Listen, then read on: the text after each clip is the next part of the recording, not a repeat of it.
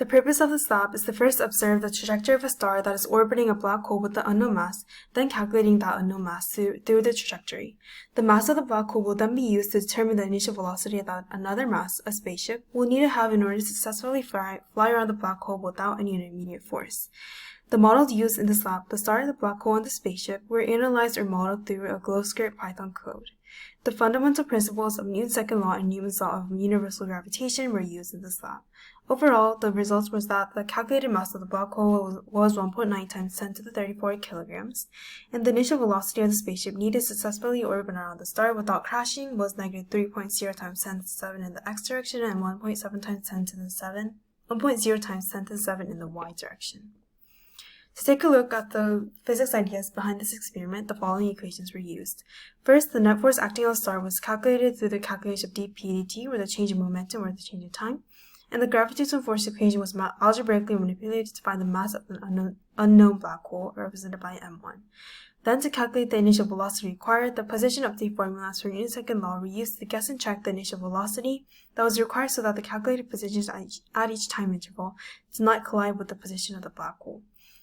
The reason for why these laws were used was that we were given the momentum at each time interval for a trajectory, and such piece of information can be used to determine the total force acting on the object, which can then be used to find the mass of the object using the gravitational equation.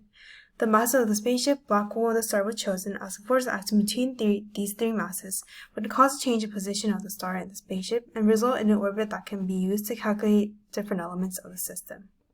The system of this experiment in the first calculation of the black hole was the star, and the second calculation was both the star and the spaceship. Thus, the surrounding of both calculations was the universe and the black hole that exerted a gravitational force on the star and/or the spaceship. The initial mass of the star was 2 times 10 to 30 kilograms, and the initial trajectory of the star was given through the assigned randomized trajectory. In the second part of this experiment, the mass of the black hole calculated in part 1 was used as the initial condition. To observe the code of the part 1, so the initial condition of the given star mass and the time interval of 86,400 seconds or 1 day were used as the initial conditions of this trajectory. Here, Newton's second law was used during the velocity or momentum and delta t for each iteration in the trajectory to find the net force on the star, represented by dp/dt. This net force was then put into gravitational force formula, represented by the algebraically manipulated formula below, and this was used to find the mass of the black hole. This while loop was repeated for each data value in the trajectory. These arrows represent the parallel and perpendicular components of the net force scaled by this arrow factor. The results are as follows, where the average of the black hole's mass calculated at each step of the trajectory were averaged to be 1.29 times 10 to the 34 kilograms, and the perpendicular and parallel force of the black hole of the net force the black hole had on the star are represented by these two lines below. Looking at part 2, the mass of the black hole was set as the initial condition, and the initial speed of the spaceship was modified in these two lines to obtain the velocity needed to get close to but not crash into the black hole. The total force acting on the spaceship and the star was obtained in these two sections, which was calculated by calculating the individual gravitational forces acting on each object and adding them up to get a total net force acting on the planet and on the ship. Then the net force was used to update the velocity and the position of each object through these calculations of the position update formula, which resulted in the trajectory represented here. The code was successfully run to where the spaceship, represented by the magenta line, had a sufficient initial velocity to not crash into but get close to the black hole and exit the system. The initial velocity required for this was negative 3.0 times 10 to the 7 and 1.0 times 10 to the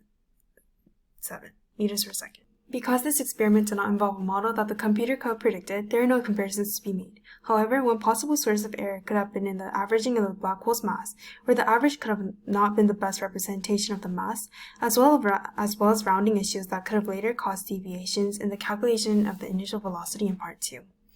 What does it mean? Based on the observation of Newton's second law, the net force and the change in momentum of the objects are essentially the same, as the net force of the object is described by dp dt, or the change in momentum of the change in time. However, these two things can be found through different sets of observations, in which the net force is found through the total gravitational forces felt by an object, and the change in momentum is a reflected change in the object's motion due to the net forces acting on the object. In the first part of this lab, the change in momentum for each time intervals was taken to observe the net force on the object.